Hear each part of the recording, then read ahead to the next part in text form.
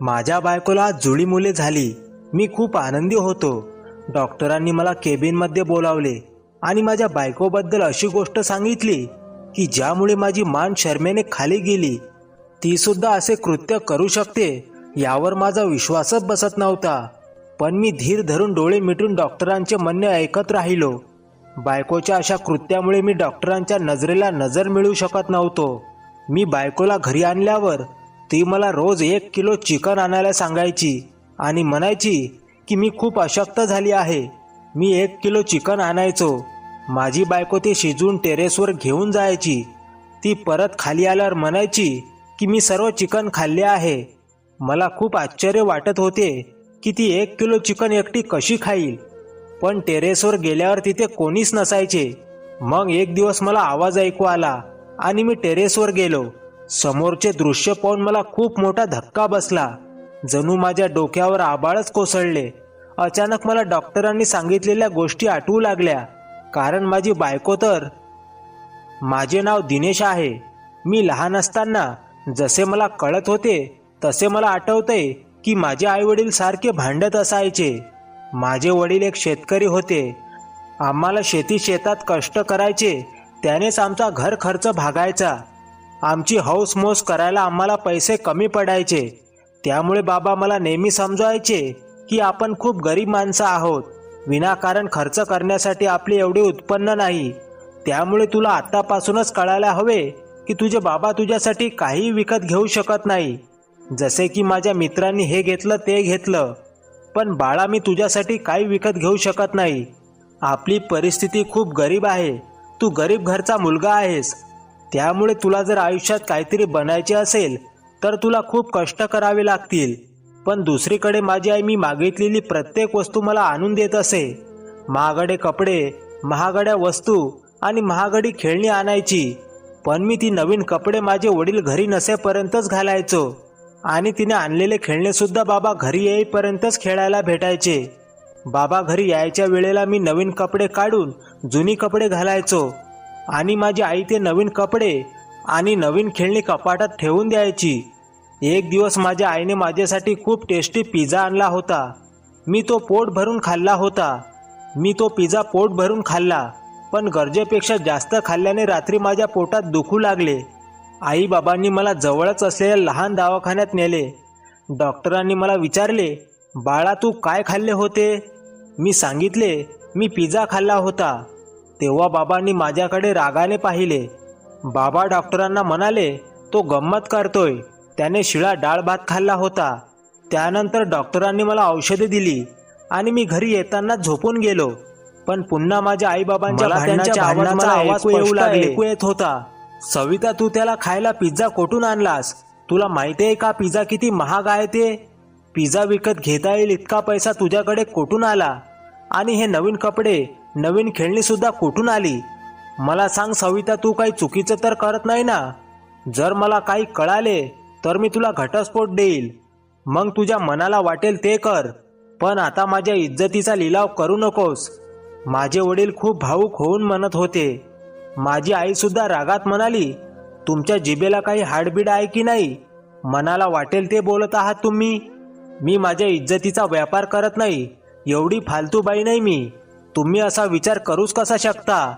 प्रत्येक आईप्रमाणे मलाही वाटते माझ्या मुलाने चांगले खावे, चांगले कपडे घालावे, त्याला जे आवडेल त्याने तेच खावे. आणि तुम्ही पण मला म्हणत असता की तुला सर्व काही आणून देईल. पण प्रत्यक्षात तुम्ही आजपर्यंत तसे काहीच केले नाही. मी हे फक्त माझ्या मुलासाठी नाही तर तुमच्यासाठीही करत आहे. पण तुम्हाला माझी काळजी आणि प्रेम समजत नाही. माझे वडील म्हणाले, तू माझी काळजी करू नकोस. पहिले सांग की तुला हे पैसे कुठून मिळतात, नाहीतर मी स्वतःला काहीतरी करून घेईल. थोडा वेळ शांतता झाली. माझ्या आईने वडिलांना हळू आवाजात काहीतरी सांगितले जे मला ऐकायला आले नाही. ते ऐकून तर बाबा अजूनच चिडले आणि म्हणाले, सविता, तू हे जे काही करत आहे ते खूप चुकीचे आहे, खूप भयानक आहे. आई ओरडून म्हणाली, चुकीचे आहे की ते मला माहिती नाही, पण मी माझ्या मुलाला प्रत्येक गोष्टीसाठी तरसताना पाहू शकत नाही.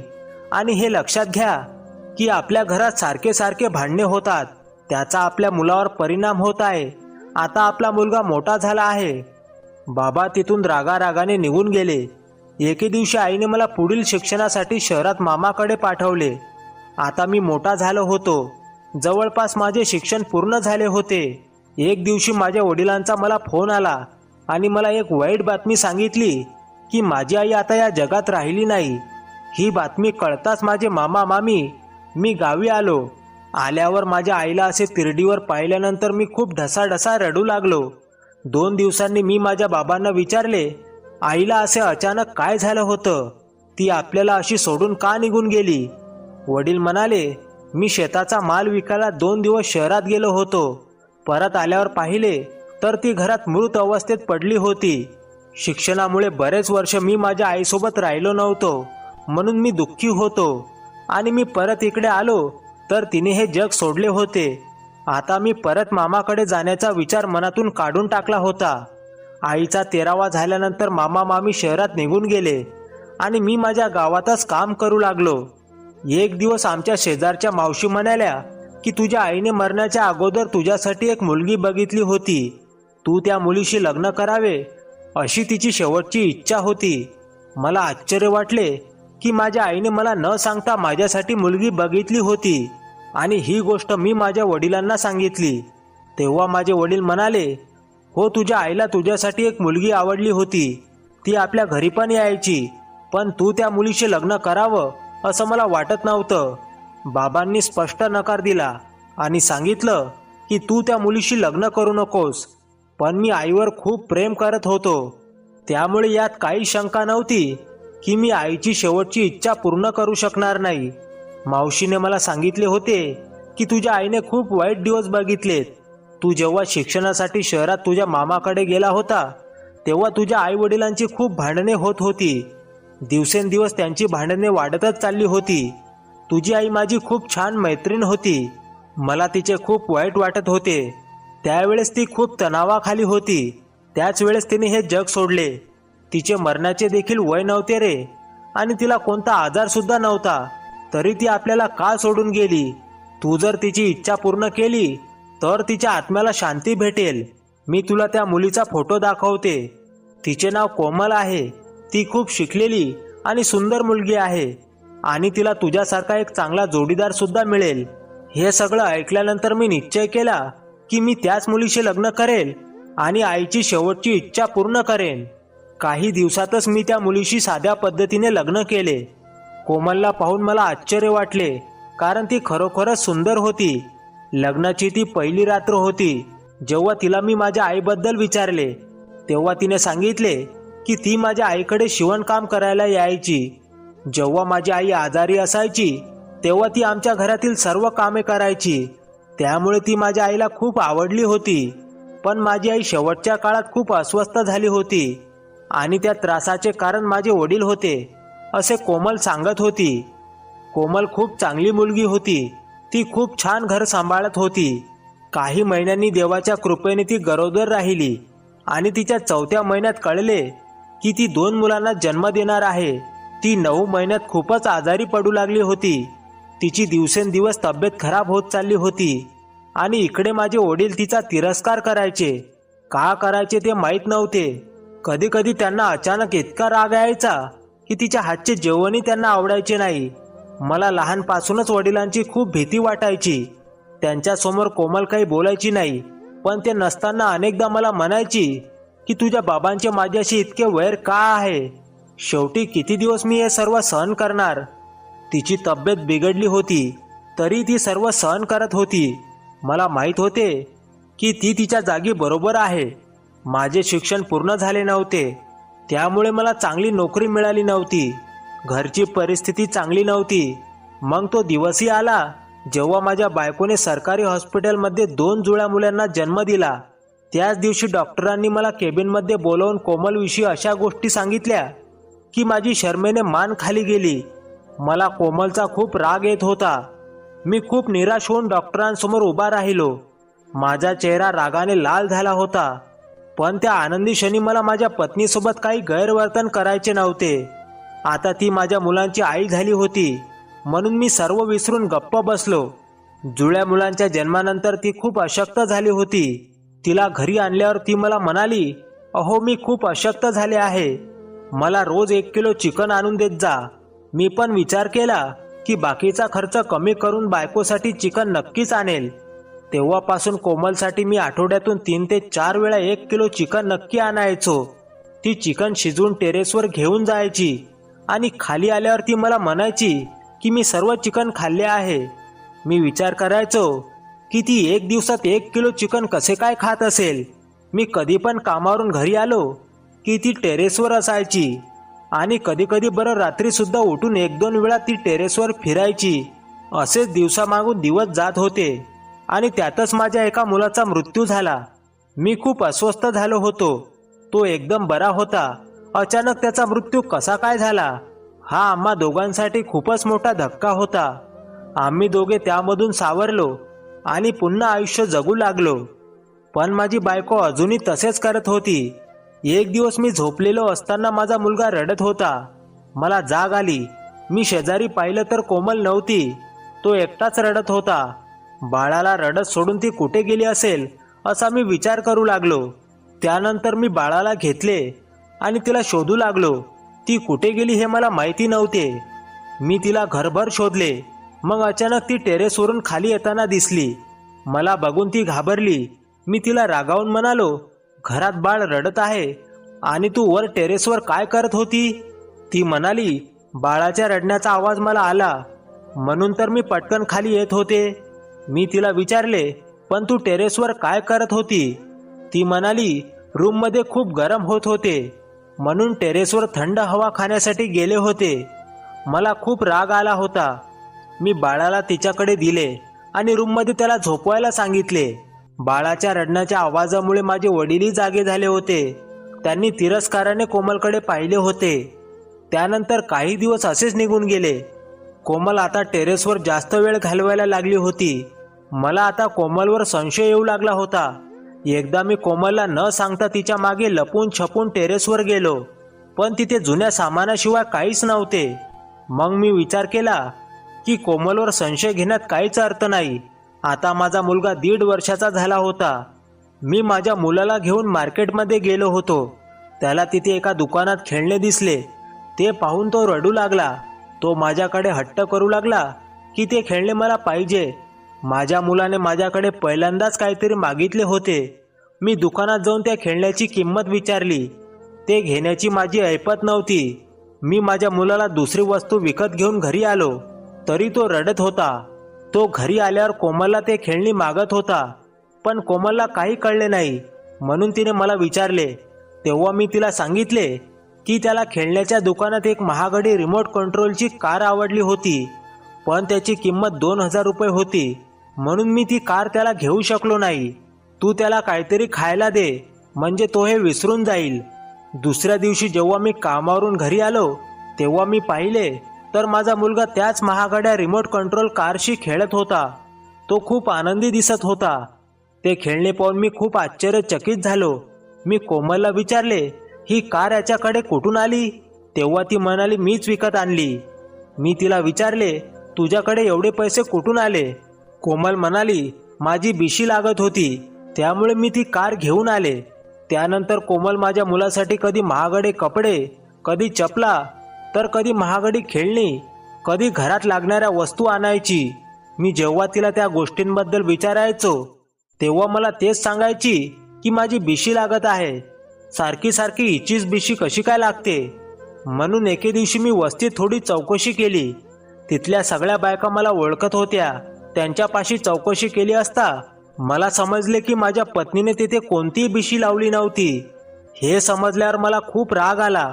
मी विचार करू लागलो की माझ्या पत्नीला इतके पैसे कुठून मिळत आहेत. माझ्या मनात नाही ते विचार येत होते. माझ्या बायकोने पैशासाठी चुकीचा मार्ग तर वापरला नसेल ना? काही चूक तर केली नसेल ना? ती एवढे पैसे कोणाकडून आणते? तिला हे पैसे कोण देत आहेत? किंवा ती चोरी तर करत नाही ना? माझ्या मनात अचानक विचार आला की कोमल अजूनही टेरेसवर जाते आणि अजूनही माझ्याकडून चिकन मागवते, पण ती आता स्वतः चिकनचे पैसे द्यायची. मग मी विचार केला की काहीतरी गडबड आहे. आज तिचे गुपित मला जाणूनच घ्यायचे होते. आज रात्री कोमल टेरेसवरून खाली आली. मी झोपायचं नाटक केलं होतं, मी विचार करत होतो ती झोपली की मी पुन्हा एकदा टेरेसवर जाऊन बघेन, कारण याआधी प्रत्येक वेळी गेलो तर तिथे माझ्या बायकोशिवाय कोणीच नसायचे. ती झोपल्यानंतर मी हळूच टेरेसवर जाण्यासाठी पायऱ्या चढू लागलो तर तिथे विचित्र आवाज ऐकू आले. मी घाबरलो, अस्वस्थ झालो. मी घाबरून एक पाऊल मागे घेतला. कोण असेल टेरेसवर याचा विचार करत होतो. रात्रीची वेळ होती. वेगवेगळे आवाज मला ऐकू येत होते. मला वाटले की लहान मुलाच्या रडण्याचा आवाज असेल, पण यावेळेस टेरेसवर लहान मूल कसं काय असेल? मला कोणत्या तरी प्राण्याचा आवाज जाणवला. शेवटी मी धाडस करून टेरेसवर पोहोचलो आणि टेरेसची लाईट चालू केली. मला समोर पडलेल्या जुन्या सामानामधून आवाज आला. हिम्मत करून मी सामानाच्या वरती झाकलेल्या 2-3 रिकाम्या गोण्या साईडला केल्यावर खाली एक पिंजरा पडलेला होता आणि त्याला कुलूप होते. तिथूनच आवाज येत होता. माझ्याकडे चावी नसल्यामुळे मी त्याचा दरवाजा तोडला. समोर पाहिले तर मला धक्का बसला, कारण त्यात एक काळी मांजर होती जी तिच्या मोठ्या निळ्या डोळ्यांनी माझ्याकडे पाहत होती. ही मांजर या पिंजऱ्यात काय करत आहे? म्हणजे माझी बायको याच मांजरीला 1 किलो चिकन खायला घालत असावी. पुढे एक ताट होते ज्यात चिकनचे काही पीस दिसत होते. कोमलने इथे काळी मांजर का ठेवली आहे? जर तिने हे मांजर पाळले असेल तर ती माझ्यापासून का लपवत आहे? असे अनेक प्रश्न माझ्या मनात येत होते. अचानक माझ्या खांद्यावर कोणीतरी हात ठेवल्याचे मला जाणवले. तेव्हा मी खूप घाबरलो. मी मागे वळून पाहिले तर माझे वडील होते. माझे वडील म्हणाले, ती एक साधी मांजर नाहीये बाळा. तुला कदाचित आठवत नसेल, तू जेव्हा लहान होता तेव्हा तुझी आई देखील अशीच महागडी खेळणी आणि खाद्यपदार्थ आणायची. आपली विकत घेण्याची ऐपत नव्हती. मी खूप गरीब माणूस होतो. ती हे चुकीचे काम करत होती जे माझ्या विचाराच्या पलीकडचे होते. तिला एका भोंदूबाबाने सांगितले होते की ही अशी मांजर आहे जिच्यावर मोठी काळी जादू केली जाते. त्यामध्ये काळ्या मांजरीला 40 दिवस स्मशानात नेले जाते आणि तिच्यावर मंत्र टाकले जातात आणि त्यात 40 दिवसात उपवास देखील करायचा आणि त्यात फक्त पाणीच प्यायला लागत होते. ही एक अतिशय धोकादायक कृती होती. त्यात यशस्वी झाले नाही तर मृत्यू होऊ शकत होता. आणि ती काळी मांजर आपण आपल्याच घरी पाळायची आणि तिला दररोज 1 किलो चिकन खायला द्यायचे. असा तो भोंदू बाबा करायला सांगतो आणि म्हणतो, तुम्ही असे केले तर तुम्ही करोडपती होसाल. नाही झाले तर परत हा 40 दिवसाचा उपाय करायचा. असे 7 वेळा केले तर तुम्ही 100% करोडपती होणारच. तुझ्या आईने त्या भोंदू बाबांची ऐकून अशीच एक काळी मांजर आणली होती जी ती लपून ठेवायची. आपल्या समाजात मांजरींना अजूनही वाईट, अपशकुनी मानले जाते, पण माझ्या या गोष्टीवर अजिबात विश्वास नव्हता. या जगात आढळणारे सर्वात जुने प्राणी मिळवणे इतके सोपं नसतं. त्या मुक्या प्राण्यांना सुद्धा जीव आहे. तुझी बायको तुझ्या आईची शिष्या झाली होती. मुळात तुझी आई फसली गेली होती हे तिला कळत नव्हते. तुझ्या आईने कोमलला सुद्धा ही जादू शिकवली जिच्यात काहीच अर्थ नव्हता. त्या 40 दिवसाच्या उपासामध्ये त्या भोंदू बाबावर विश्वास ठेवून काहीच खाल्ले नाही आणि आपला जीव गमावला. आणि आता तुझी बायकोही त्यात फसली गेली आहे. त्यामुळेच तिने इथे या मांजरीला लपून ठेवले आहे. राहिला तिच्याकडच्या पैशाचा प्रश्न, तर तिने तिच्याकडे जे काय होते ते सर्व सोने मोडून टाकले आहे आणि त्याच पैशातून तुझ्या मुलाच्या गरजा पूर्ण करत आहे. तिला असे वाटते की कधी ना कधी या जादूतून आपल्याला भरपूर पैसा मिळेल आणि मोडलेले सोने पुन्हा करता येईल. असेच तुझी आई सुद्धा करत होती. असे काही झाले असते तर लोकांनी कामधंदा सोडून हेच उद्योग केले असते. तुझी बायको मुलांच्या जन्मापासूनच या गोष्टी करू लागली होती. त्यामुळेच मी तिचा तिरस्कार करत होतो. पण एक गोष्ट लक्षात ठेव की हे काम खूप धोकादायक आहे. समजून घे की ती तिच्या आयुष्याशी खेळत आहे. त्यामुळे तुझा एक मुलगा वारल्याची शक्यता आहे, कारण त्या काळात तुझ्या बायकोने उपवास पकडला होता आणि ती त्यात काहीच खात नव्हती. मग त्याला दूध कसे मिळेल? आणि तो तुझा मुलगा पहिलाच अशक्त होता, त्यामुळेच त्या मुलाचा मृत्यू झाला असावा. तू या चेटकिनीला घरातून बाहेर काढून टाक. तुझी आई सुद्धा एक चेटकीनच होती. तिनेही आयुष्यभर चुकीच्या गोष्टी करून पैसे कमवायचे स्वप्न पाहिले आणि आता तुझी बायको सुद्धा तेच करत आहे. काळी जादू करणारा आणि जादू करून घेणाऱ्या दोघेही चुकीचे असतात आणि ते करणे कायद्याने गुन्हा आहे. तुझ्या बायकोने स्वतःचा जीव धोक्यात टाकला आहे, पण अशा स्त्रिया देवापुढे कुठल्या तोंडाने जाणार? उद्या तुझ्या मुलाची काळजी कोण घेणार? मी तुला हे पहिले सगळं सांगणार होतो, पण तुझ्या बायकोने मला तुझ्या मुलाची शपथ दिली होती. पण आता पाणी डोक्यावरून गेलं आहे. तुझ्या दुसऱ्या मुलाचा जीव सुद्धा धोक्यात येऊ शकतो. जे माझ्या बाबतीत झालं तेच तुझ्या बाबतीत होणार असे मला दिसायला लागलं आहे. म्हणूनच मी तुला आता समजावून सांगतोय, वेळीच तिला आवर, नाहीतर तिला घराच्या बाहेर काढून टाक. वडील मला माझ्या बायकोच्या विरोधात भडकावू लागले होते. मला माझ्या बायकोचा खूप राग आला होता. इतका राग आला होता की असे वाटत होते माझ्या बायकोला झोपेतून उठवून तिला घराच्या बाहेर काढून द्यावे. मी जेव्हा खोलीत आलो तेव्हा माझी बायको माझ्या मुलावर हात ठेवून शांत झोपलेली दिसली. त्यांना पाहून मला आठवले की माझी आई सुद्धा माझ्या लहानपणी माझ्या गरजा पूर्ण करायची. मला हवं ते सगळं ती मला आणून द्यायची. माझे वडील शेतात जेवढे कष्ट करायचे तेवढेच ते कमवायचे. माझ्या आईने हे सर्व माझ्यासाठी केले होते, पण तिने खूप मोठी चूक केली होती, फक्त माझ्या गरजा पूर्ण करण्यासाठी.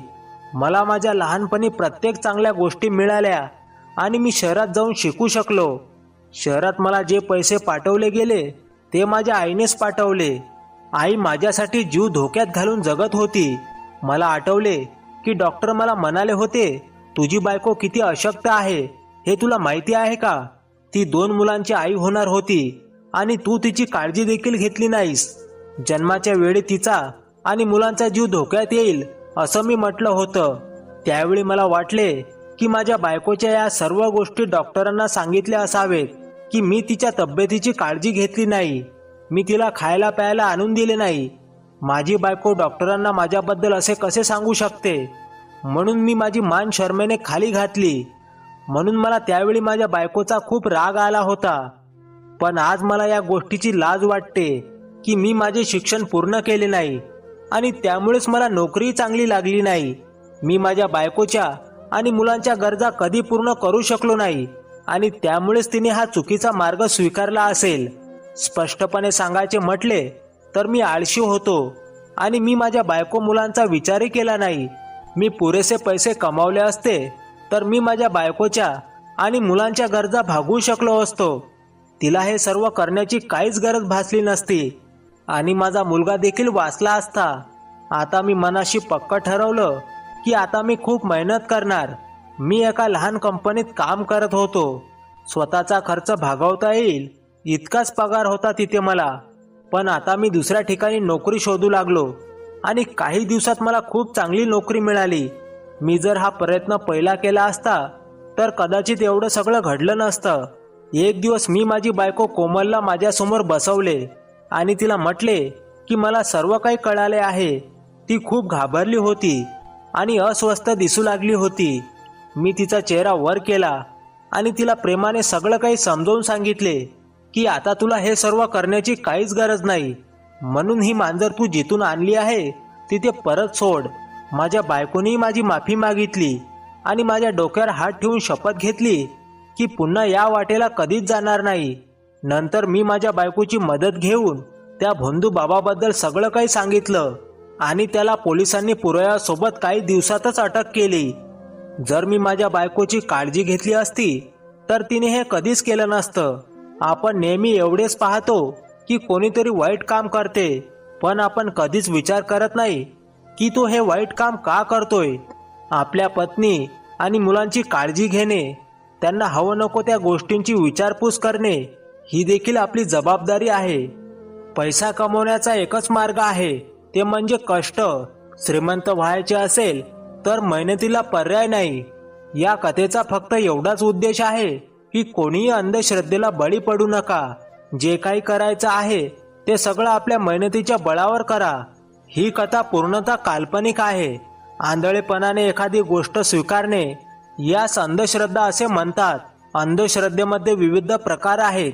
यामध्ये काळी जादू, तंत्रमंत्र, जादूटोणा, नरबळी, नजरटोक तसेच भूतप्रेत, पिशाच या संबंधित अंधविश्वास, अफवा पसरवणे व कृती करणे तसेच या कृतीचा इतर प्राणी जीवनावर विपरीत परिणाम होणे म्हणजेच अंधश्रद्धा. त्याचमुळे मी कळकळून सांगतो की अंधश्रद्धेला चुकूनही बळी पडू नका.